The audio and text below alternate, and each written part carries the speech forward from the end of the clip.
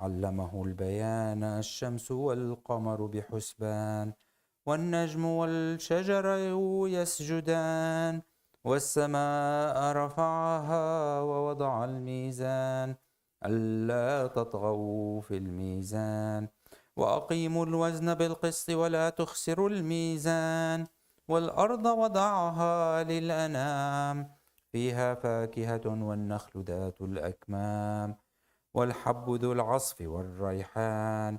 فبأي آلاء ربكما تكذبان؟ خلق الإنسان من صلصال كالفخار، وخلق الجن من مارج من نار. فبأي آلاء ربكما تكذبان؟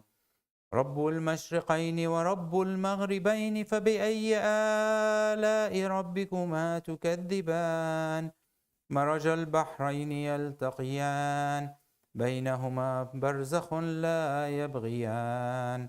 فبأي آلاء ربكما تكذبان؟ يخرج منهما اللؤلؤ والمرجان. فبأي آلاء ربكما تكذبان؟ وله الجوار المنشآت في البحر كالأعلام. فبأي آلاء ربكما تكذبان؟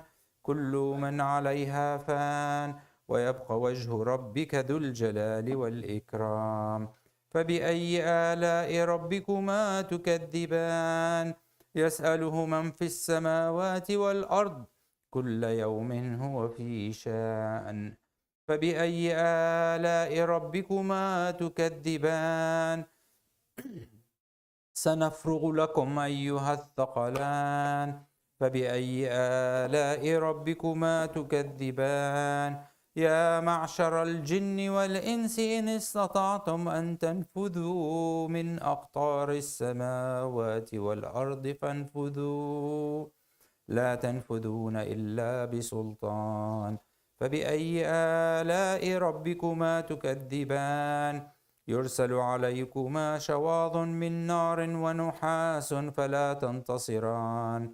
فبأي آلاء ربكما تكذبان؟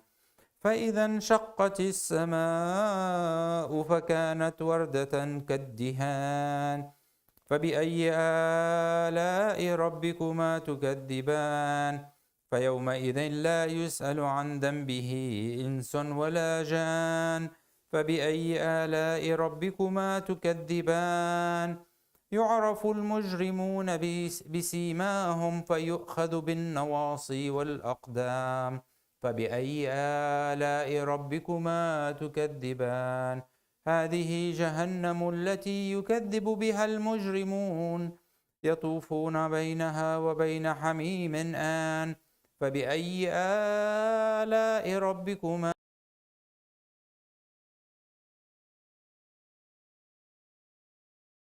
فبأي آلاء ربكما تكذبان؟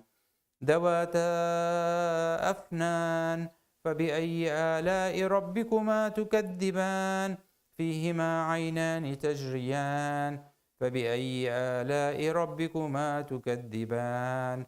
فيهما من كل فاكهة زوجان. فبأي آلاء ربكما تكذبان؟ متكئين على فرش بطائنها من استبرق، وجني الجنتين دان. فبأي آلاء ربكما تكذبان؟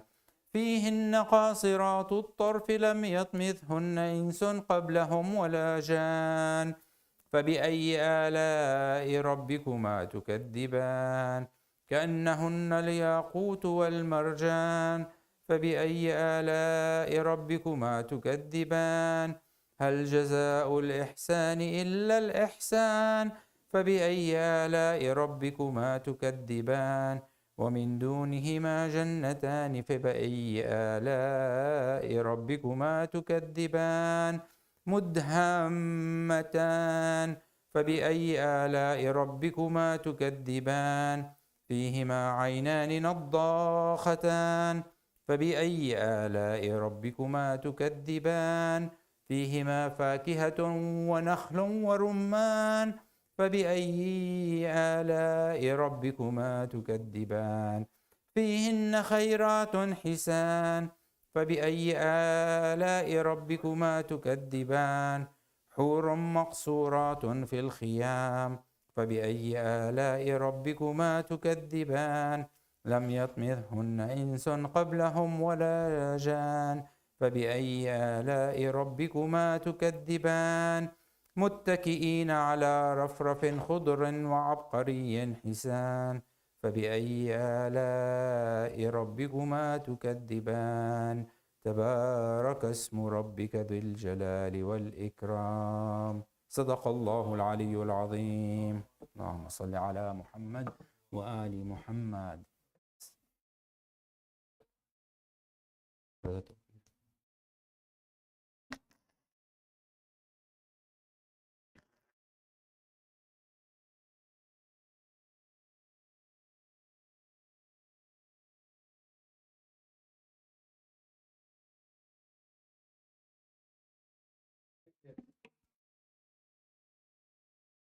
أعوذ بالله من الشيطان الرجيم بسم الله الرحمن الرحيم اللهم صل على محمد وآل محمد. عن فاطمة الزهراء عليها السلام بنت رسول الله صلى الله عليه وآله أنها قالت دخل علي أبي رسول الله صلى الله عليه وآله في بعض الأيام فقال السلام عليك يا فاطمة فقلت عليك السلام قال إني أجد في بدني ضعفا فقلت له أعيذك بالله يا أبتاه من الضعف فقال يا فاطمة ائتيني بالقصاء اليماني فغطيني به فأتيته بالقصاء اليماني فغطيته به وسرت أنظر إليه وإذا وجهه يتلألأ كأنه البدر في ليلة تمامه وكماله. اللهم صل على محمد وآل محمد. فما كانت إلا الساعة وإذا بولدي الحسن عليه السلام قد أقبل وقال السلام عليك يا أمه فقلت عليك السلام يا قرة عيني وثمرة فؤادي فقال يا أماه إني أشم عندك رائحة طيبة كأنها رائحة جدي رسول الله صلى الله عليه وآله فقلت نعم إن جدك تحت القصى فأقبل الحسن نحو القصاء وقال السلام عليك يا جدا يا رسول الله أتعزن لي أن أدخل معك تحت القصاء فقال وعليك السلام يا ولدي ويا صاحب حوضي قد عزنت لك فدخل معه تحت القصاء. اللهم صل على محمد وعلى محمد. فما كانت إلا ساعة وإذا بولدي الحسين قد أقبل وقال السلام عليك يا أمه فقلت عليك السلام يا ولدي ويا قرة عيني وثمرة فؤادي فقال لي يا أمه إني أشم عندك رائحة طيبة كأنها رائحة جدي رسول الله صلى الله عليه وآله فقلت نعم إن جدك وأخاك تحت القصى فدنا الحسين نحو القصاء وقال السلام عليك يا جداه السلام عليك يا من اختاره الله أتعزن لي أن أكون معكما تحت القصام فقال وعليك السلام يا ولدي ويا شافع أمتي قد عزنت لك فدخل معهما تحت القصام. اللهم صل على محمد وعلى محمد. فأقبل عند ذلك أبو الحسن علي بن أبي طالب وقال السلام عليك يا بنت رسول الله فقلت عليك السلام يا أبا الحسن ويا أمير المؤمنين فقال يا فاطمة إني أشم عندك رائحة طيبة كأنها رائحة أخي وابن عم رسول الله صلى الله عليه وآله فقلت نعم ها هو مع ولديك تحت القصاء فأقبل علي نحو القصاء وقال السلام عليك يا رسول الله وأتعزن لي أن أكون معكم تحت القصاء قال له وعليك السلام يا أخي ويا وسي وخليفتي وصاحب لوائي قد عزنت لك فدخل علي تحت القصاء. اللهم صل على محمد وعلى محمد. ثم أتيت نحو القصاء وقلت السلام عليك يا أبتاه يا رسول الله أتعزن لي أن أكون معكم تحت القصاء فقال وعليك السلام يا بنتي ويا بدعتي قد عزمت لك فدخلت تحت القصاء. اللهم صل على محمد وعلى. فلما اكتملنا جميعا تحت القصاء أخذ أبي رسول الله بطرفي القصاء وعوم عبيده اليمنى إلى السماء وقال: اللهم إن هؤلاء أهل بيتي وخاصتي وهامتي، لحمهم لحمي ودمهم دمي، يؤلمني ما يؤلمهم ويحزنني ما يحزنهم. أنا حرب لمن حاربهم وسلم لمن سالمهم، وعدو لمن عادهم ومحب لمن أحبهم. إنهم مني وأنا منهم، فاجعل صلواتك وبركاتك ورحمتك وغفرانك ورضوانك علي وعليهم، وأذهب عنهم الرجس وطهرهم تطهيرا. اللهم صل على محمد وعلى محمد.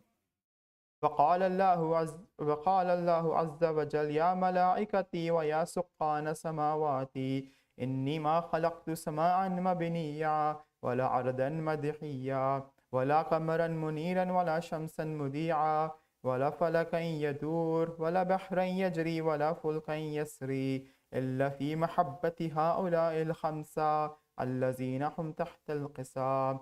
فقال أمين جبرائيل: يا ربي ومن تحت القصام؟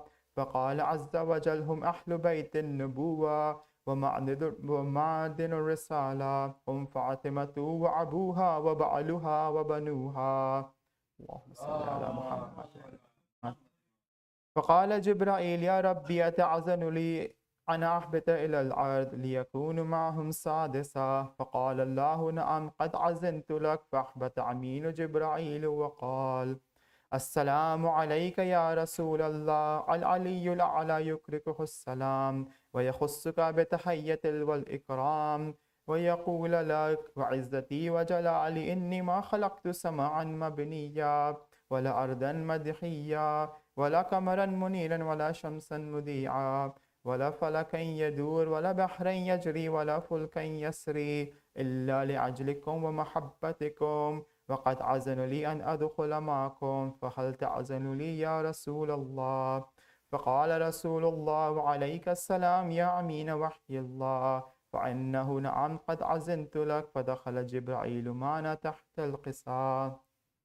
فقال لي أبي: إن الله قد أوحى إليكم يقول: إنما يريد الله ليذهب عنكم الرجس أهل البيت ويطهركم تطهيرا. اللهم صل على محمد وعلى محمد.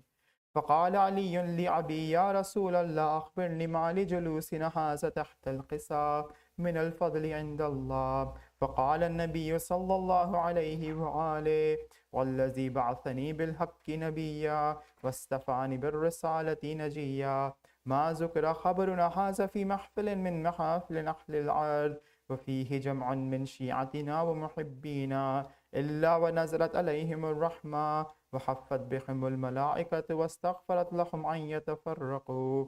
فقال علي عليه السلام: إذن والله فزنا وفاز شيعتنا ورب الكعبة. فقال أبي رسول الله صلى الله عليه وآله: يا علي والذي بعثني بالحق نبيا واستفاني بالرسالة نجيا، ما ذكر خبرنا هذا في محفل من محافل أهل الأرض وفيه جمع من شيعتنا ومحبينا وفيهم محموم إلا وفرج الله حما، ولا مغموم إلا وكشف الله غما، ولا طالب حاجة إلا وقضى الله حاجته. فقال علي عليه السلام: إذن والله فزنا وسعدنا وكذلك شيعتنا فازوا وسعدوا في الدنيا والآخرة ورب الكعبة. اللهم صل على محمد.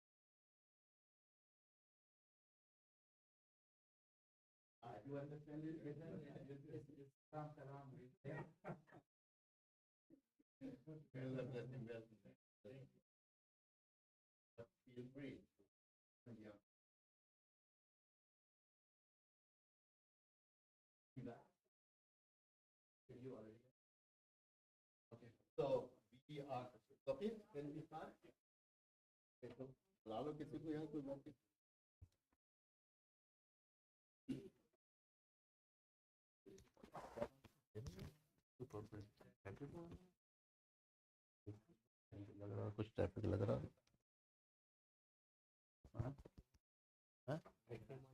یا you came on time but looks like یہاں پہ میں جب آ رہا تھا بہت ٹریفک لگ رہا.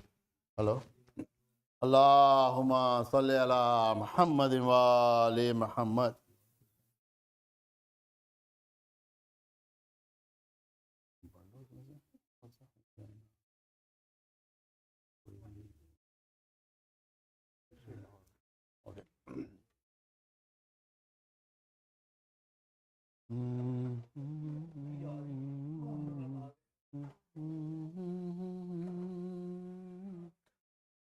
I know it's going to be in Urdu, but I'm sure you understand a little bit.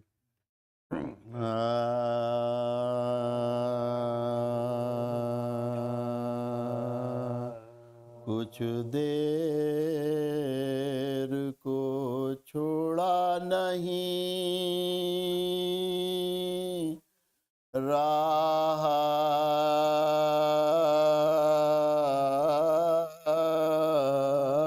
کے لیے ارے کچھ دیر کو چھوڑا نہیں راہ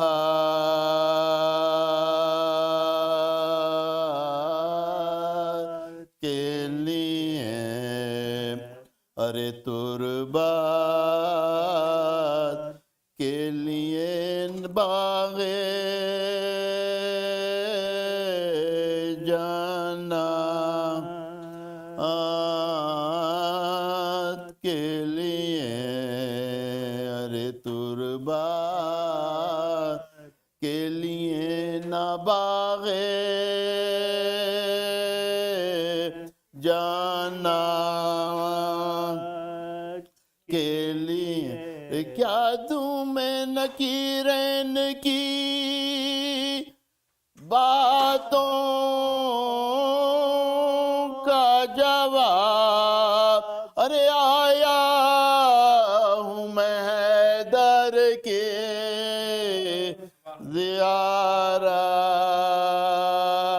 زیارت کے لیے کچھ دیر کو چھوڑا نہیں. اللہم صلی اللہ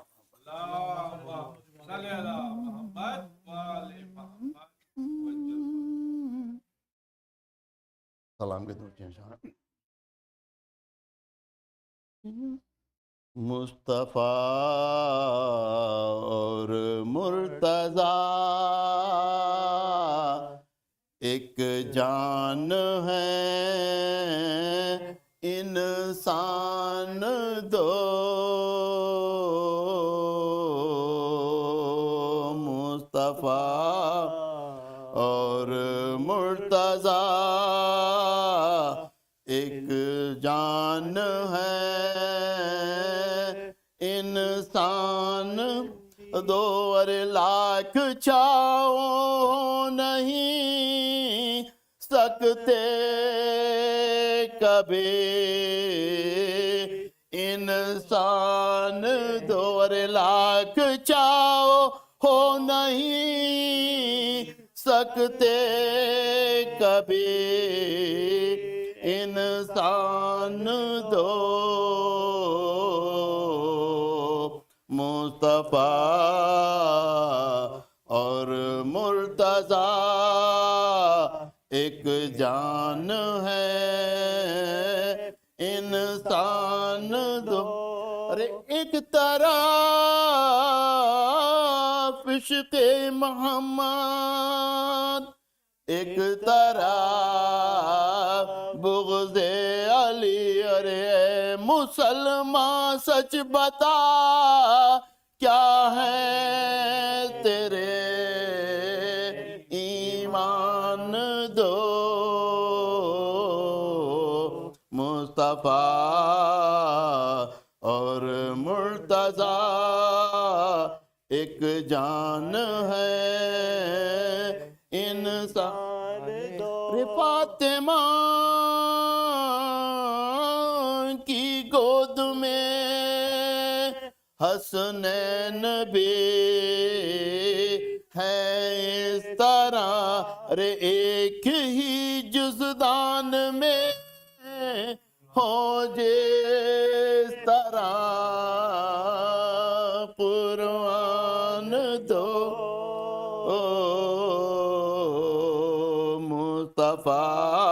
مصطفیٰ اور مرتضیٰ ایک جان ہے انسان دو فاطمہ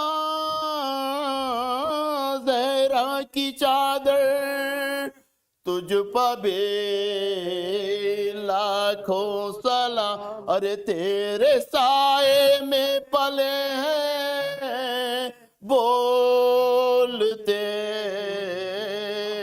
قرآن دو مصطفیٰ اور مرتضیٰ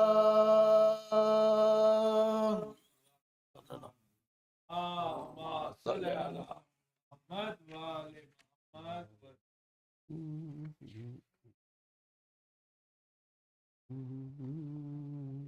سورہ فاتحہ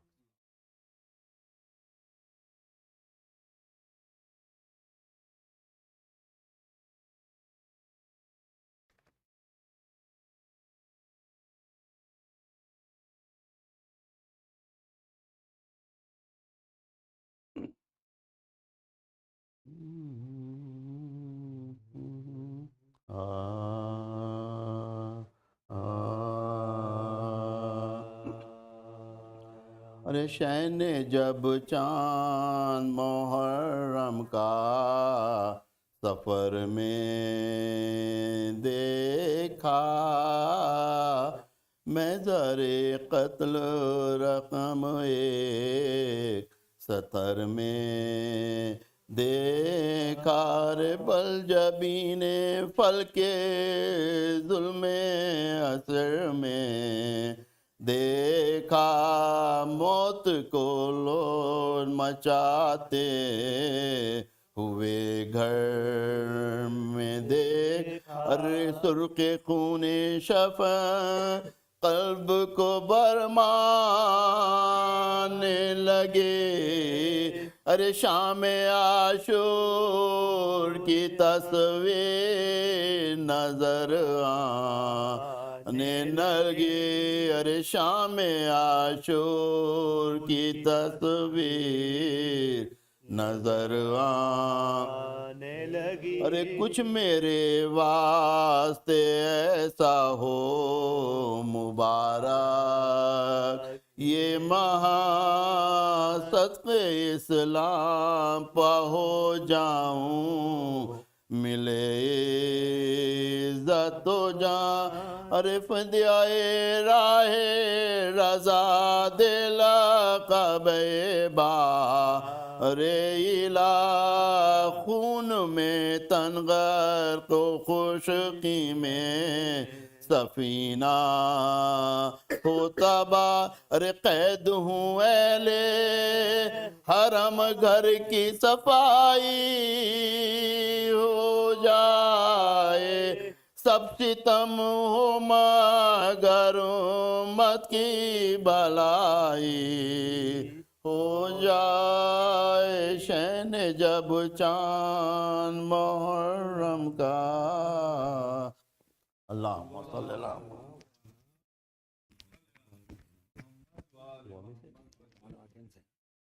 صلی اللہ محمد. Assalamu alaikum Mu'mineen.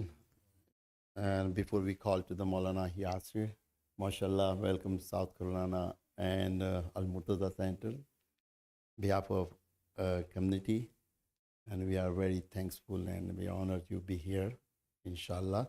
And he will be here at the 12 days with us. So, inshallah, let's see how work out. Inshallah, he will be here soon also in the, inshallah, in the future. Love salawat. We have only 1 minute, so 8 o'clock. You can start it. Come on. No padega na? Chalo, jaldi padho phir. So inshallah, we're going to start from here. We're going to start Maulana to come forward, okay? Mu'min and I need a request again to be coming on time. So inshallah, we will be having majlis exactly on time started. So really humble request to all Mu'minin, and whoever reciter also come to the front and come first, and then we have a room to do that. Inshallah. Loud salawat. Muhib comes on time, mashallah. May Allah bless him. Loud salawat.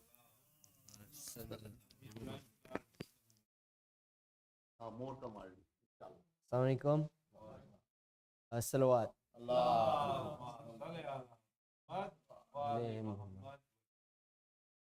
اشکوں کا تلا تم لیے آتا ہے محرم، ہاں مولا کے آنے کا اشارہ ہے محرم. میزان اعضاء میں ہی صدا تلتے ہیں اعمال، پوچھوں طرح خلق کا جادہ ہے محرم. آئے گی تیرے در پہ بھی مولا کی سواری، سجتا ہے اعضاء خانہ تو کہتا ہے محرم. ایک لفظ اذیت میں بایا کس طرح کر دوں، عابد نے برے درد سے سینچا ہے محرم. وعدہ ہے یہ ایک ماہ سے منائیں گے صدا غم، ہر عشق مسلسل کا لبادہ ہے محرم. سر اپنا ذرا رکھ تو در شاہ ہدا پر، حر بنا دے گے تجھ کو یہ اشارہ ہے محرم. ہر دور میں انسان کی ناؤں کو بچانے، شبیر ہدایت تو کنارہ ہے محرم. بے پردہ پری قید ہوئی بھائی سے پچڑی، زینب تیرے صدقے ہی تو زندہ ہے محرم. شبیر کے غم نے کیا صدیوں کا احاطہ، دنیا تو یہ سمجھی تھی کہ لمحہ ہے محرم. گر نصرت شبیر کے تم کو یہ تمنا، آ جاؤ کہ شبیر کو خیمہ ہے محرم.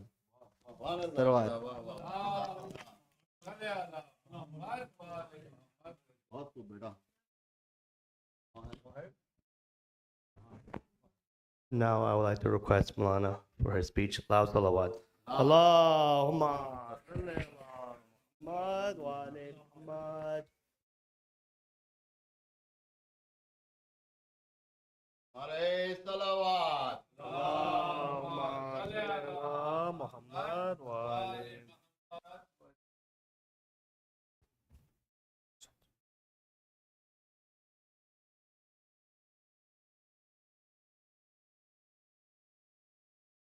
صلوا على محمد وآل محمد.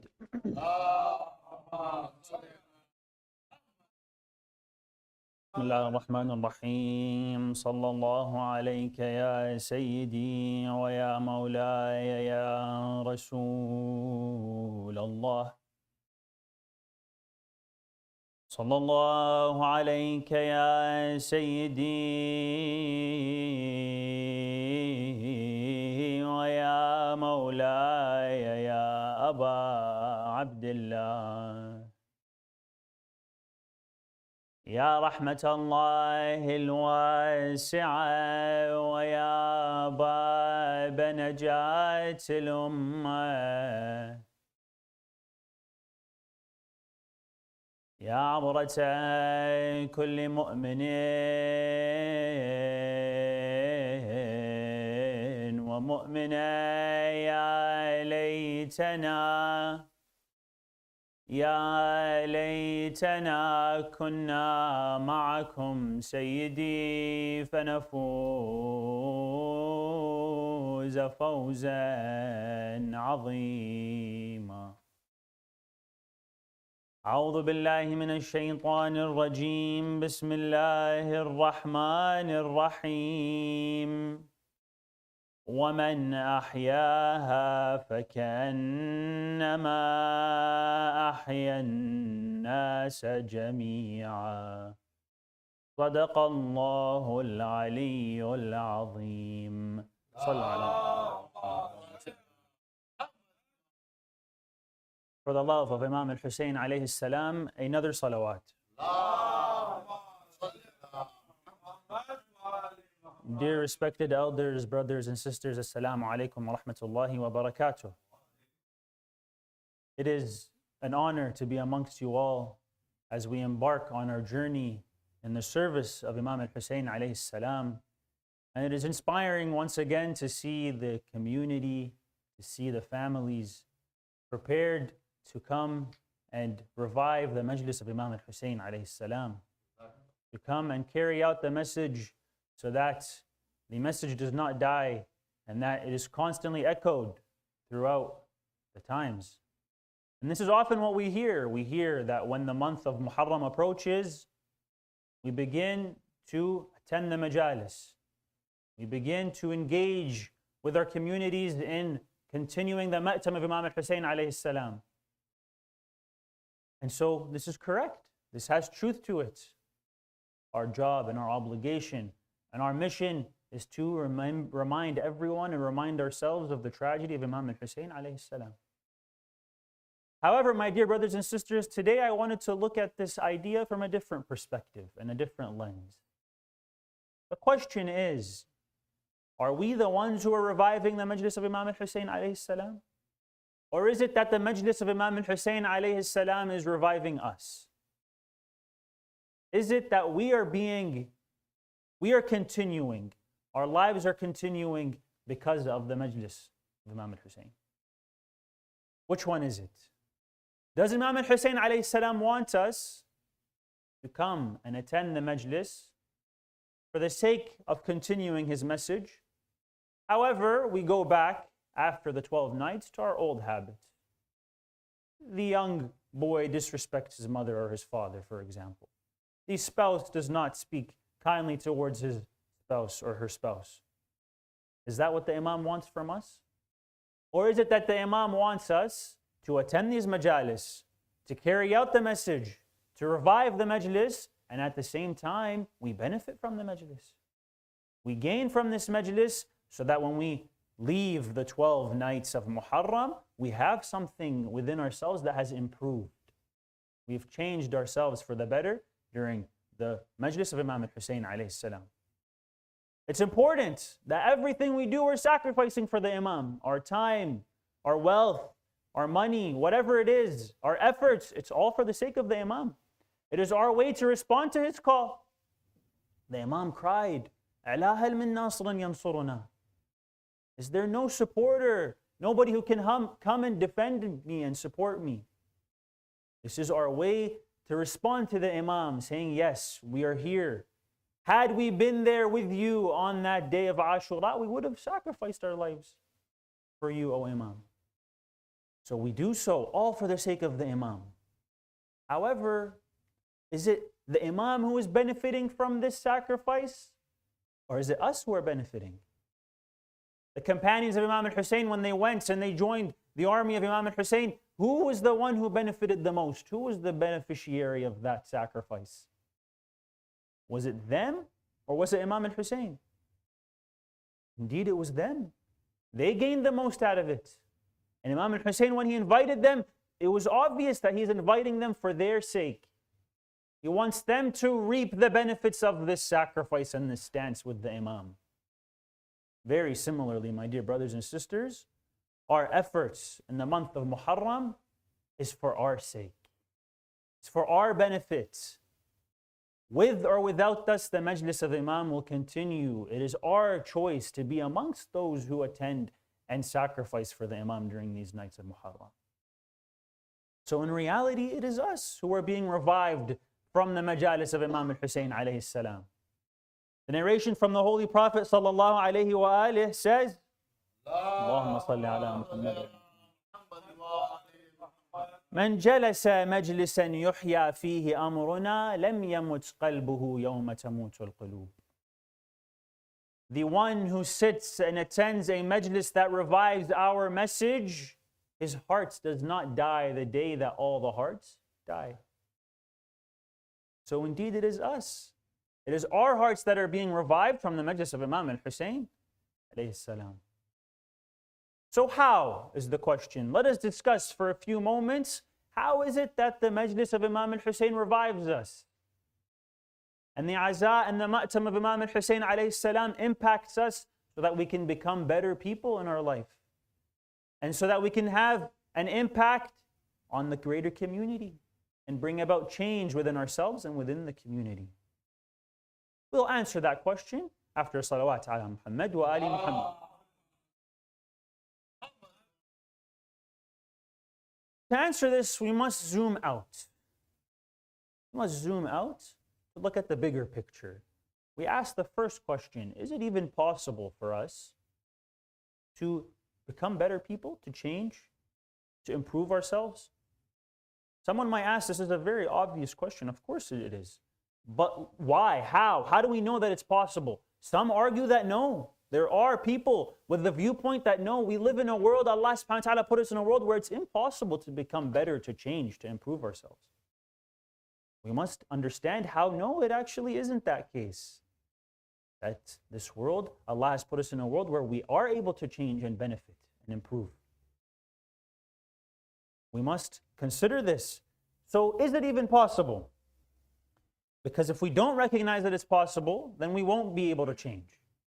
And psychology backs this information. Psychology tells us that if you don't believe that you can do something, you will never be able to achieve that. It's a self-fulfilling prophecy. You will not be able to achieve your goals if you don't even believe that you can achieve the goal. It will become a barrier and it will prevent you from changing and improving and gaining that goal. So is it possible? There's one opinion that tells us what is the definition of this idea that tells us you can't change and improve. It is known as coercion. Some Muslims, in fact, believe of this coercion. They believe of one type of coercion, which is that Allah subhanahu wa ta'ala has put us in a world where we have no free will. It is complete predestination. Everything's predestined for us. The Ash'aris, they believe this. They say Allah put us in this world and there's no way that we can have any free will in this world. Whatever it is, it's predestined for us. Us, the Shia 12ers, the Adliya as we are called, the ones who believe in the justice of Allah subhanahu wa ta'ala, deny this, refute this. No, that's not possible. Allah subhanahu wa ta'ala put us in a world and like we know, He gave us free will to make our decisions and to have an impact on our lives and to be able to choose our destiny to a certain degree. There's another perspective that tells us, no, not a aqa'idi and a God-centric idea of coercion. Rather, the coercion is just about the limitations in society. It tells us that we are in a society, we are put into an environment where all of these factors of the environments prevent us from change. The environment you're in, the country you live in, the age you grew up in, the time of history, the president of the country and the limitations he puts from the government, your wealth and your status in this world, all of these limit you. And they say, those with this opinion of social coercion tell you that it is impossible to become better and to make change. How do we disprove that? Number one, through an intellectual perspective, and in addressing it through an intellectual manner. Bear with me for a few moments. We'll speak intellectually for a bit. It might be a little difficult.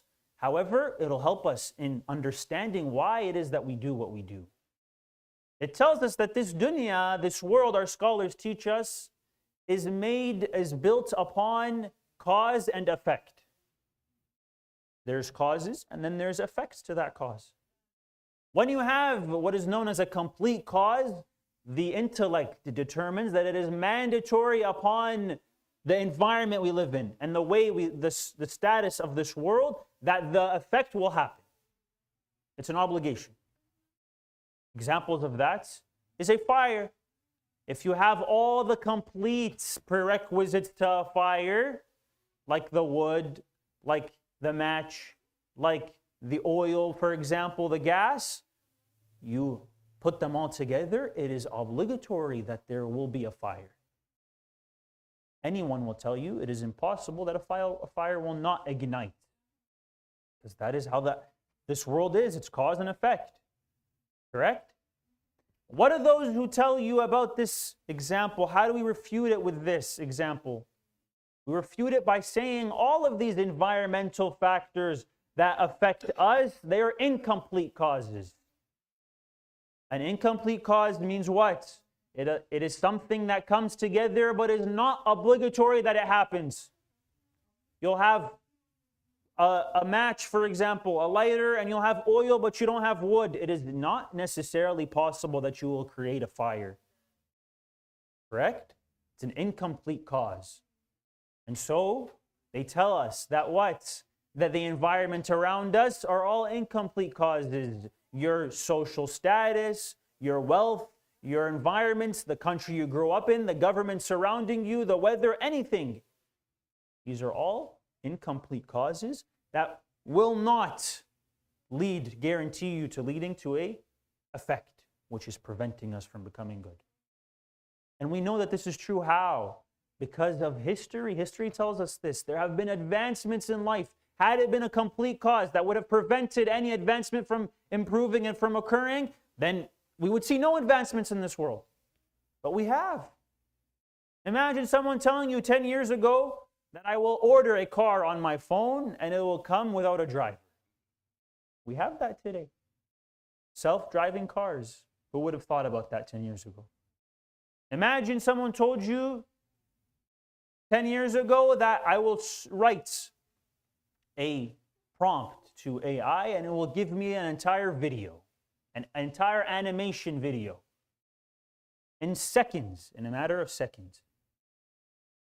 No one would have believed that. There is advancements though. Imagine social advancements that we have. Imagine 30 years ago, this community, before it had developed, someone told you that there will be a community that lives in this city in Greenville, South Carolina, that continues a Majlis of Imam al-Hussein every year. You would have been surprised. It was like you guys told me today. There was not many people. The population was very few in this city 30 years ago. And yet, there's advancements. If all of the environmental surroundings were permanent and physical, complete causes, they would not have allowed us to progress like this in our life. With that being said, we understand that it is possible to bring about change. Islamically, we know this as well very quickly. Allah sent down prophets. Why? What is the purpose? To address to the community to become better people, to improve within themselves. And anything Allah subhanahu wa ta'ala does is not useless. There's a purpose to it. The verse of the Quran tells us this. أَفَحَسِبْتُمْ أَنَّمَا خَلَقْنَاكُمْ عَبَثًا وَأَنَّكُمْ إِلَيْنَا لَا تُرْجَعُونَ. Do you think that we have created you out of vain and there's no purpose and that you will not return to us? A hypothetical question. Of course there's a purpose to why Allah sent down the prophets for us and the imams, to invite us to Islam, to help us become better people and improve within ourselves.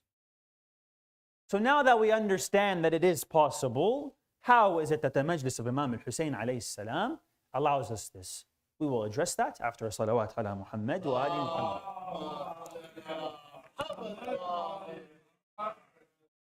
Muhammad. The majlis of Imam al-Hussein pinpoints 3 specific areas that allow us to improve ourselves. Number 1, it is knowledge. We gain knowledge. Number 2, it is through determination and willpower. And number 3, it is through emotional charge, emotion, motivation, and drive. It touches upon each one of these. Our scholars tell us that once you have these 3 factors within you, you will create change. You need to have these 3 factors for you to become better and to change. You have willpower, determination, you want to become better, but you don't have an emotional charge or a motivation to do so. You will not be able to do so. Let's say you have both the emotional charge and the determination and the discipline to do so. You're able to take the first step, but where will you go? How do you know that you will do the right thing that has the pleasure of Allah subhanahu wa ta'ala if you do not have knowledge? You need knowledge as well to allow you to do so. If you have knowledge, but you don't have any desire to change, you have no discipline and determination and emotional charge to change, it's wasted knowledge. The knowledge has no benefit to you. Someone will say, how? How is any knowledge wasted? How is any knowledge not beneficial to you? Yes, my dear brothers and sisters, the knowledge that we have, when we don't use it to improve our lives, it is wasted knowledge. The narrations tell us that an individual who has knowledge, a scholar who has knowledge, who does not act upon his knowledge, and then he wants to teach it and preach it, it will not touch the heart of the listener. It will not affect the heart of the listener. It won't make a difference. You want the knowledge to help you, you must act upon it. We recite, أعوذ بك من نفس أعوذ بك من علم لا ينفع. I ask you, O Allah, to not give me knowledge that has no use for me, that does not benefit me. That's knowledge that you don't put to use. That's knowledge that you don't benefit from. Let's discuss how the majlis of Imam al-Hussein targets each one of these points: knowledge, willpower, and emotion. Knowledge, number 1, my dear brothers and sisters, is very necessary for you to make change in your life. We won't speak about knowledge too much today. We have another lecture, inshallah. We'll dive deep into the importance of knowledge in our life. But you want to become a better person, you want to approach your change in a better form, you need to have knowledge. The narration tells us from Imam Zayn al-Abidin alayhi salam that there is one condition. There's one condition that has been set by Allah subhanahu wa ta'ala. He has a right over us upon this, to worship Him. However, in what way? It says, the condition set by Allah, جل ذكره فيما استعبد به خلقه أن يؤدوا جميع فرائضه بعلم ويقين وبصيرة. They perform, His servants, perform their obligations with knowledge, with certainty, with insight. It is obligatory upon us to do so. We have an idea that we want to perform, we must have knowledge to gain it, to go down that path, to give us direction into the way that we are approaching. And we gain that from the majlis of Imam al-Hussein alayhi salam. We speak, we discuss our knowledge from each other, amongst each other, to be able to benefit all of us from the majlis of Imam al-Hussein alayhi salam. The one who doesn't act with knowledge and insight, once again, is wasting that knowledge. That's one way we benefit from the majlis of Imam al-Hussein. We gain the knowledge, we extract that knowledge, we implement it in our life when we want to perform, to become better people. The second targets, the second factor that the majlis of Imam al-Hussein targets is determination, willpower. Where do we get the willpower and the determination from the majlis of Imam al-Hussein alayhi salam? When we listen to stories of those before us. When we listen to stories of the followers of the Ahlul Bayt alayhim salam. Where did they get their determination and their willpower from? What can we learn from the stories of the followers of the Ahlul Bayt alayhim salam, the Shia of Amir al-Mu'mineen alayhi salam, Bani Umayyah would put so many restrictions on those who were the followers of Amir al-Mu'mineen. They would prevent them from getting food, the regular food that they wanted, they needed to live. They would prevent them from receiving it. They'd target them. They would monitor over them at all times throughout the day. Why? Out of hatred for Amir al-Mu'mineen alayhi salam. And yet, they were resilient. Even though after the Holy Prophets, the narrations tell us only a handful remained with Amir al-Mu'mineen alayhi salam. Till today, through those individuals, today Shi'ism is rising exponentially. Shi'ism is on the growth, on an upward trajectory as time grows, as time goes on. Where do we get this determination from? Sayyidah Zainab alayhi salam, when we hear her story, she witnessed what she witnessed on the day of Ashura. All of her family butchered in front of her, the men of her family. Her brothers, her children, her nephews. And then they were paraded as prisoners from city to city, being mocked and laughed at. And yet, when she enters the palace of Yazid, she delivers a shaking speech. A powerful speech that puts all of the listeners into tears. Where does she get this determination and discipline from? When we hear these stories, it helps us discipline ourselves. It gives us the willpower to become better and to continue on this path. We hear stories of our scholars before us. We hear stories of the scholars. One of my teachers, I'll share with you a story of his life and how he's disciplined and determined even through all his struggles. And it makes us reflect and see how easy we have it in our life, and yet we find it hard to continue and to be disciplined in becoming better people. He was 9 years old or 10 years old when he was orphaned. And how did he get orphaned? It was during the time of Saddam in Najaf. His parents were from a family who preached Islam publicly and out loud, so they were targeted. They came to his house to extract his father and take him as a prisoner. And we know during the time of Saddam in Iraq that when an individual would be taken by the authorities, you would never see him again. That was the last time you see him.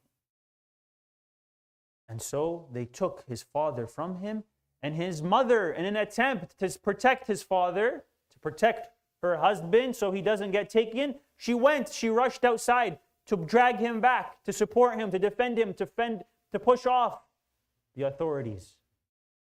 At this moment, they sniped her from afar, and she dropped dead in front of him. And they took his father, and that was the last time he saw his father and his mother. He lost both of his parents on the same day, right before his eyes, at the age of 10 years old. And yet he continued to pursue his efforts in gaining knowledge. And he's studying in the hawza and the highest levels, in the seminary at the highest levels, and teaching in a high level too. This teaches us discipline. This allows us to keep going.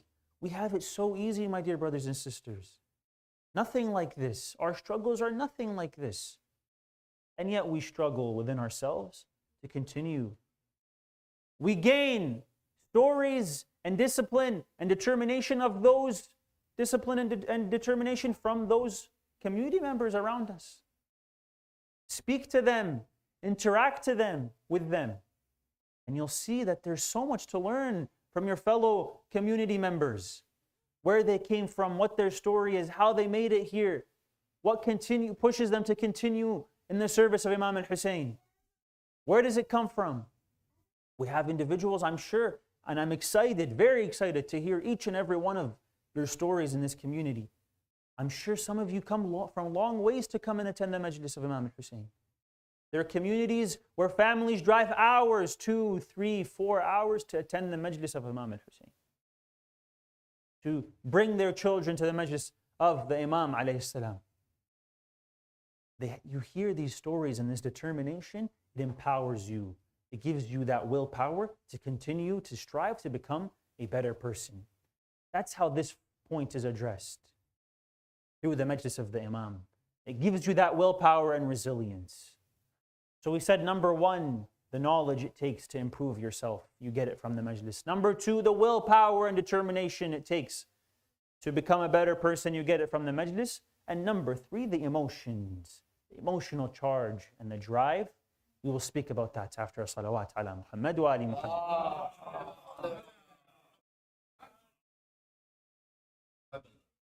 Emotions, my dear brothers and sisters, play a huge factor in carrying out the message of Imam al-Hussein.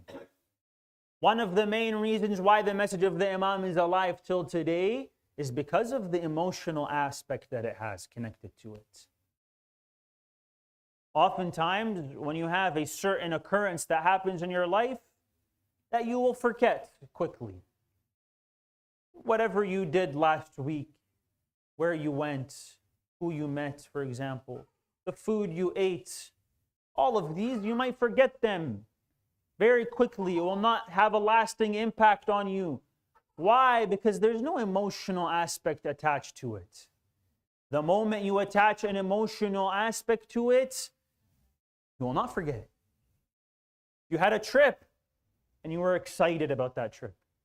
Or during that trip, you were very anxious and stressed, or sad or angry, and it was a strong emotion that you experienced. You won't forget that trip. You won't forget that occurrence. That memory will last with you. Similarly, the tragedy of Imam al-Hussein alayhi salam invokes all of our emotions. It invokes our sadness hearing their tragedy, and anger, that how could they do this to the grandson of Rasulullah, and the women and the children.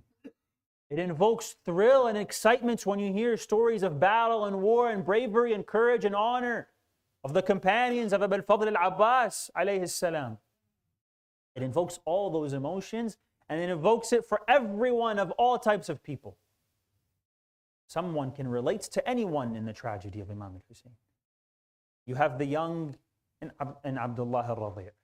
You have the old in Habib ibn Mudahir. You have the brother and the sister in Zainab and Abu al-Fadl al-Abbas. You have the mother and the father. You have the children.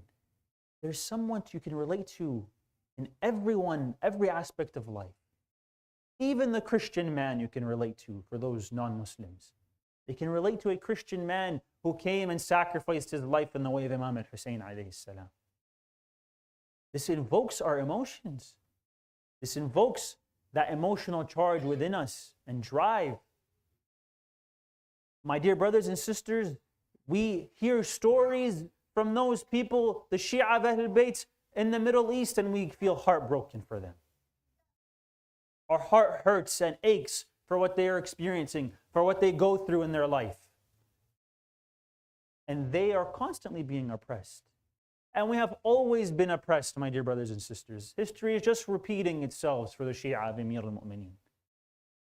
During the time of Amir al-Mu'mineen, when they finally gave him the Khilafah, as well as during the time of Imam al-Hasan alayhi salam, there was a minister by the name of Ziyad who was known as Ziyad ibn Abi. He was the father of Ubaydullah ibn Ziyad, the cursed Khalifa the minister at the time in Kufa. His father, Ziyad ibn Abi, he was known to do what was called murdering family members or people who followed the Ahlul Bayt based on assumption. Just assumption. He would search for those who had any sign that they were lovers of Imam Ali alayhi salam, and he would execute them. Any sign, even if it was an assumption that he had, he would execute them. We have the same thing happening today in the Gulf countries. There's no fact or evidence that they can support their argument that this person is for example, a terrorist, as they call them. And yet they will take them as prisoners, and they will torture them and maybe even execute them. History repeats itself. Why are we going far?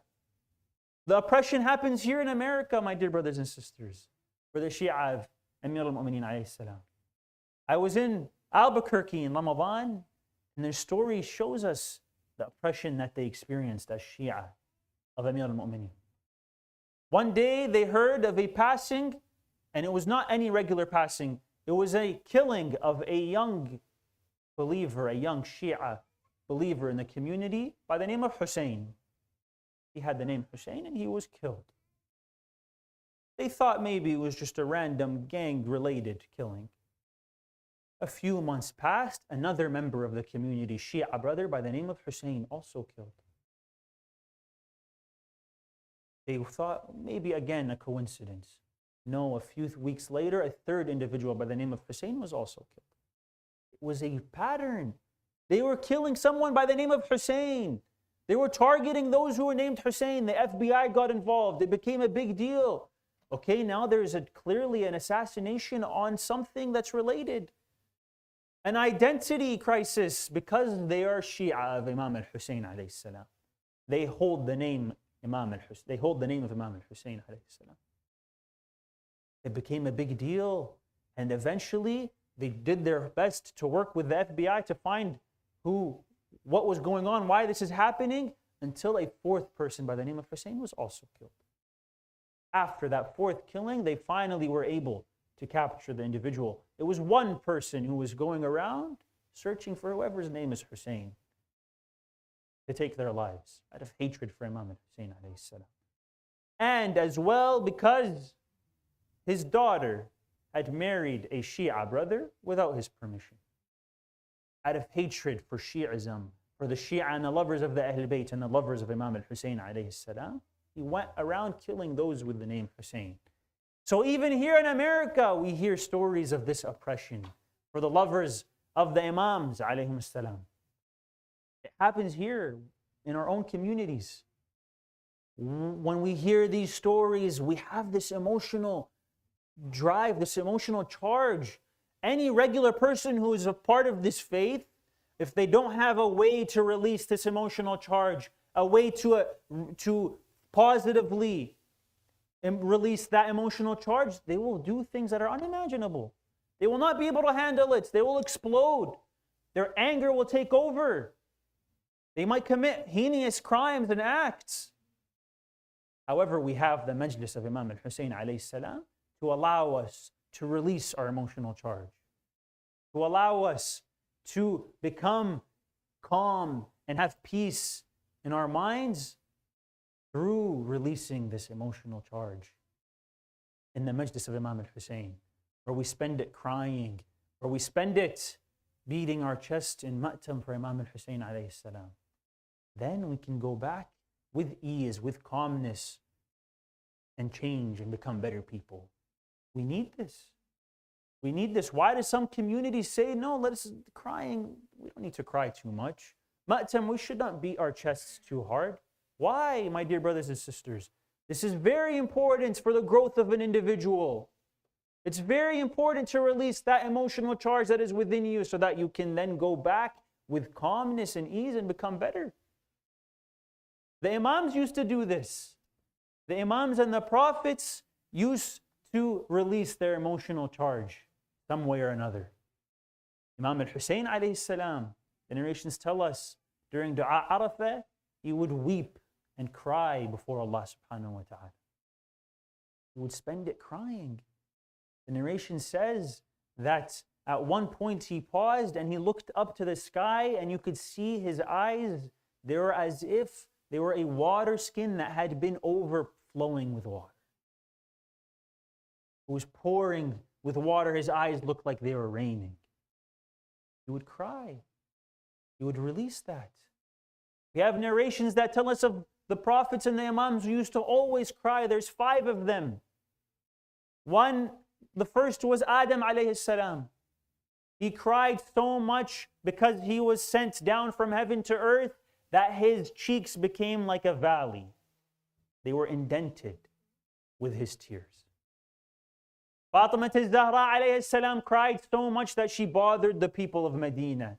Imam Ali had to go to the outskirts of Medina to build her Bayt al-Ahzan, the house of sorrows, so she can cry. Yaqub alayhi salam cried for Yusuf until he got blind. Yusuf alayhi salam cried for Yaqub until the people of the prison were bored and tired of him.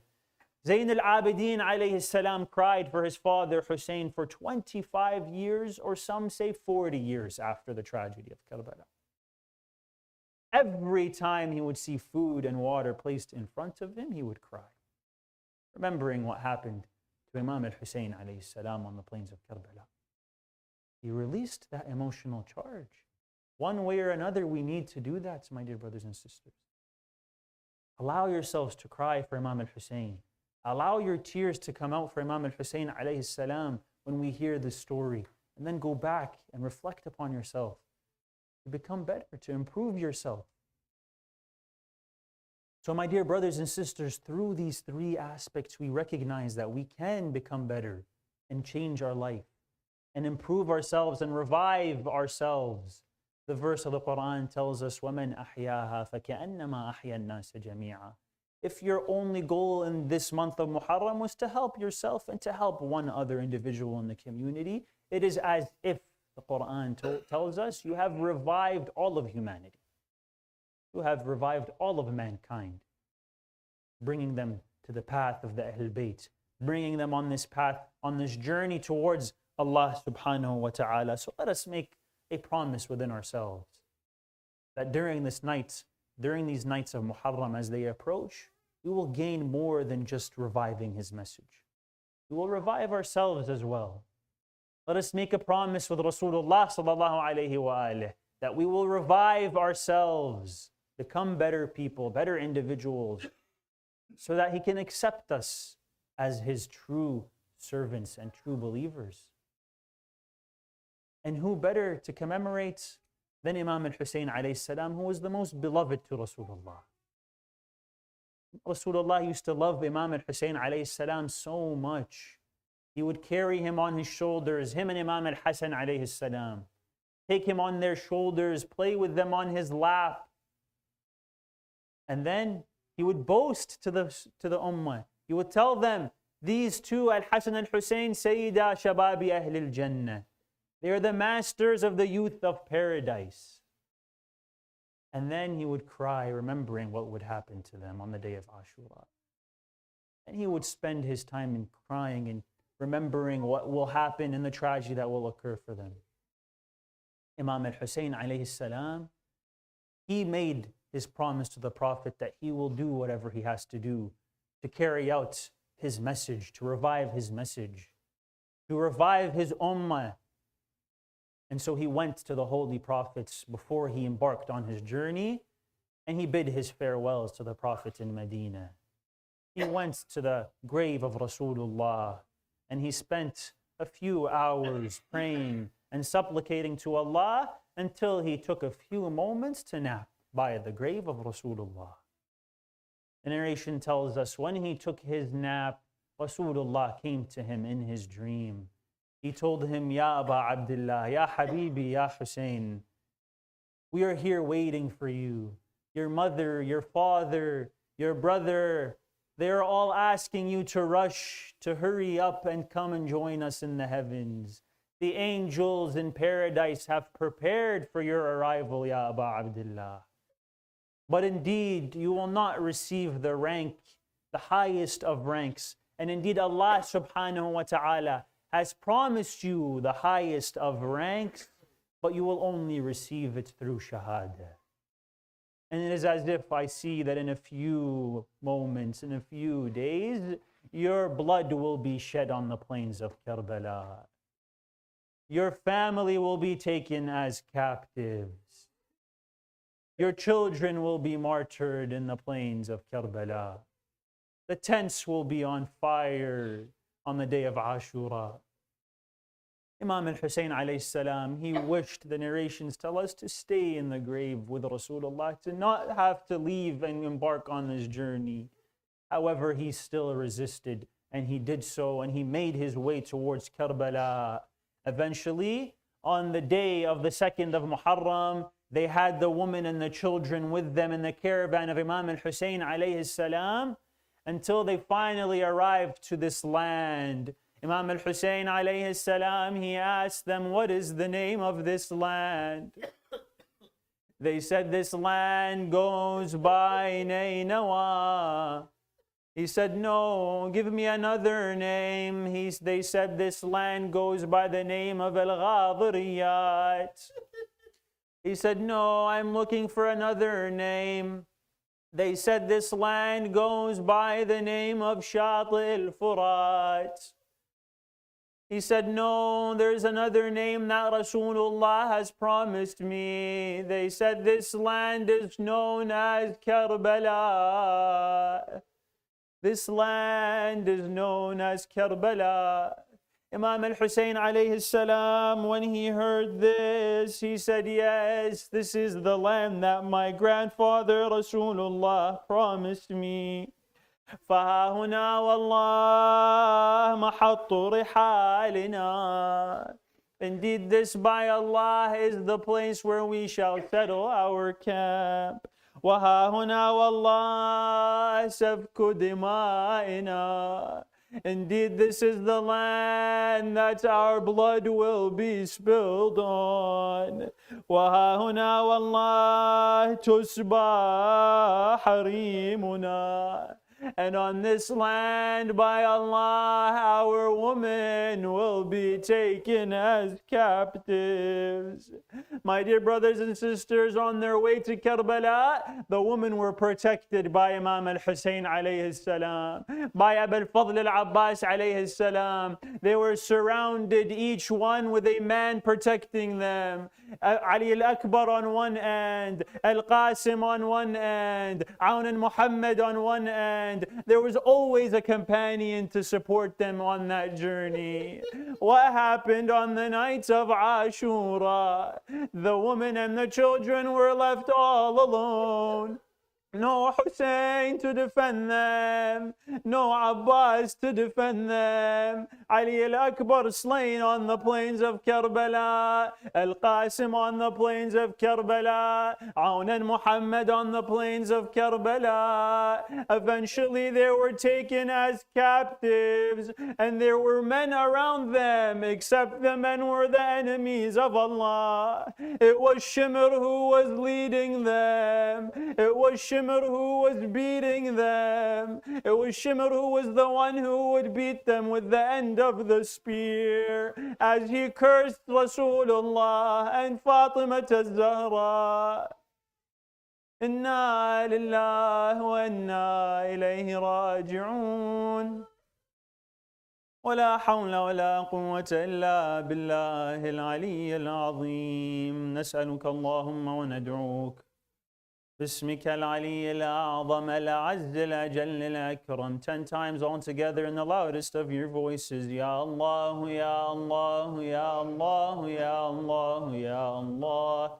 Ya Allah, Ya Allah, Ya Allah, Ya Allah, Ya Allah. We ask Allah subhanahu wa ta'ala to hasten the reappearance of the holy 12th Imam.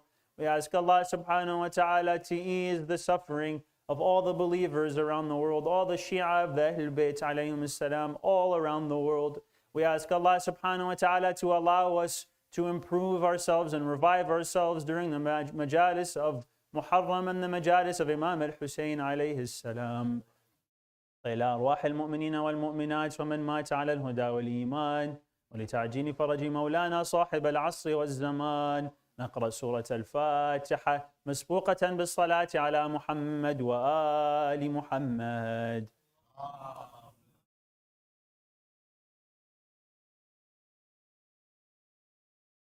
الفاتحة.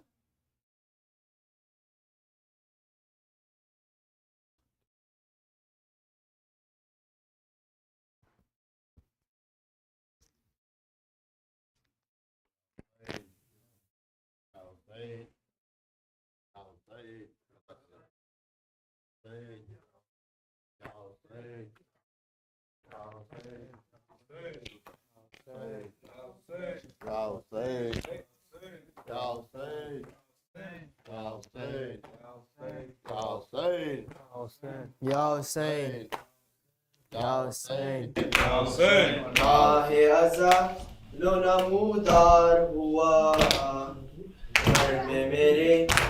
گیا فرش عذاب ماہ ازاں لو نمودار ہوا گھر میں میرے بچ گیا فرش عذاب فلک پہ پھر سے محرم کا چاند نکلا ہے حسین والوں نے کالا لباس پہنا ہے کہیں پر نوحہ کہیں پر صدائے دریا ہے شاہ علیہ السلام شاہ علیہ السلام اے میرے بے کس امام آپ پہ سب کچھ فدا آپ پہ سب کچھ فدا ماہ ازاں لو نمودار ہوا گھر میں میرے بچ گیا فرش عذاب ماہ ازاں لو نمودار ہوا گھر میں میرے بچ گیا فرش عذاب کسی کے ہاتھ میں عباس کا علم ہوگا کوئی اٹھائے گا تابوت ابن زہرا کا کہیں سے تازیہ جھولا کہیں سے نکلے گا ہوگی قیامت بپا ہوگی قیامت بپا روئیں گے اہل عزا شور ہے عاشور کا شور ہے عاشور کا ماہ ازاں لو نمودار ہوا گھر میں میرے بچ گیا فرش عذاب ماہ ازاں لو نمودار ہوا گھر میں میرے بچ گیا فرش عذاب گلی گلی میں سبھی لوگ کا اہتمام ہے پھر دلوں کی پاس بجھانے کے انتظام ہے پھر غریب زہر کا جاری لبوں پر نام ہے پھر آکے سبیلوں کے پاس آکے سبیلوں کے پاس جو بھی بجھاتا ہے پیاس دیتا ہے دل سے صدا دیتا ہے دل سے صدا ماہ ازاں لو نمودار ہوا گھر میں میرے بچ گیا فرش عذاب ماہ ازاں جو نمودار ہوا گھر میں میرے بچ گیا فرش عذاب Hussein, Hussein, Hussein, Hussein, Hussein, Hussein, Hussein, Hussein, Hussein, Hussein, Hussein, کربل کی کہانی جب کوئی بھی سنائے گا کربل کی کہانی جب کوئی بھی سنائے گا دل والوں کی آنکھوں سے ایک دریا بہائے گا زہرا زہرا پرسال و بہتر کا زہرا زہرا پرسال و بہتر کا زہرا پرسال و بہتر کا وہ قافلہ سرور کا وہ شان سے نکلا تھا وہ قافلہ سرور کا وہ شان سے نکلا تھا سغرا کو خبر کیا تھی نہ لوٹ کے آئے گا زہرا زہرا پرسال و بہتر کا زہرا زہرا پرسال و بہتر کا ٹوٹی ہے کمر شہ کی گھبرانا مگر اکبر ٹوٹی ہے کمر شہ کی گھبرانا مگر اکبر فرزند نبی تیری میت کو اٹھائے گا زہرا بھی پرسالو زہرا زہرا اکبر کا بھی پرسالو تھا ہاتھوں کے کرنے کا کچھ غم نہ دلاور کو تھا ہاتھوں کے کٹنے کا کچھ غم نہ دلاور کو سیطانیوں کا پردہ اب کون بچائے گا زہرا زہرا عباس کا پرسالو زہرا زہرا عباس کا پرسالو پامال ہوا قاسم جب گھوڑ کی ٹاپوں سے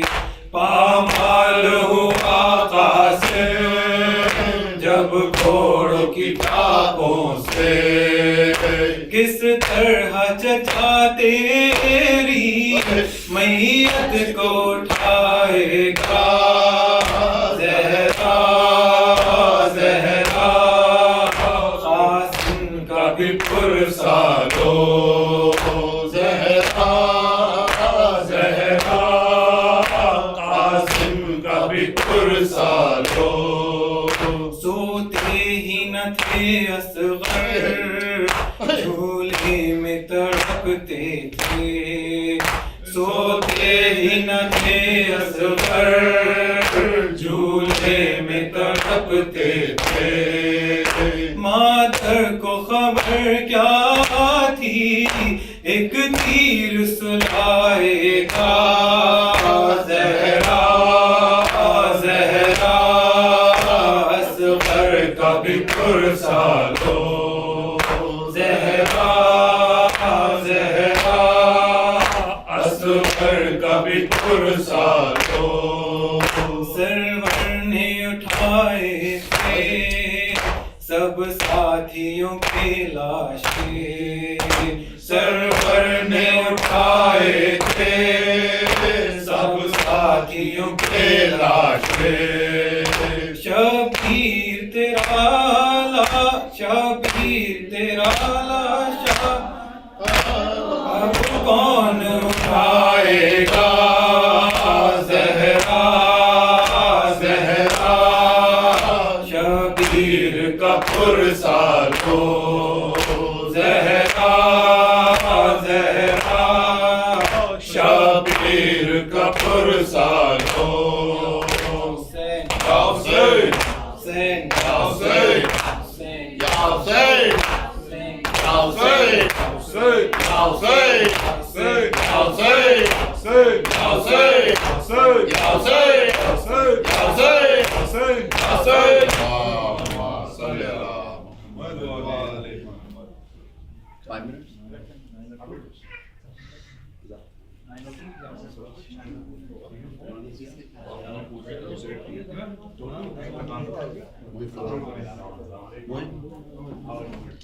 ابھی بھی دے سکتے ہو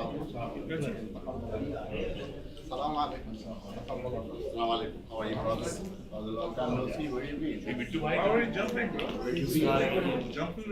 السلام علیکم یا ابا عبداللہ السلام علیکم ابن رسول اللہ السلام علیکم ابن امیر المومنین وابن سید وسیمین السلام علیکم یا فاطمۃ الزہرا سیدۃ النساء العالمین ورحمۃ اللہ وبرکاتہ السلام علیکم یا غریب الغربا السلام علیکم یا منیز الضعفاء والفقراء السلام علیکم یا شمس الشموس السلام علیکم یا انیس النفوس السلام علیکم یا مدفون بارض طوس راضی بالقدر والقضاء علیم نموس الرضا ورحمۃ اللہ وبرکاتہ السلام علیکم یا صاحب العصر والزمان علمان علمان علمان من فتوۃ الزمان السلام علیکم یا خلیفۃ الرحمن السلام علیکم یا شریک القرآن السلام علیکم امام الانس والجان اجل اللہ تعالی فرجک وسهل اللہ تعالی مخرجک وظہورک ورحمۃ اللہ وبرکاتہ اللهم صل على محمد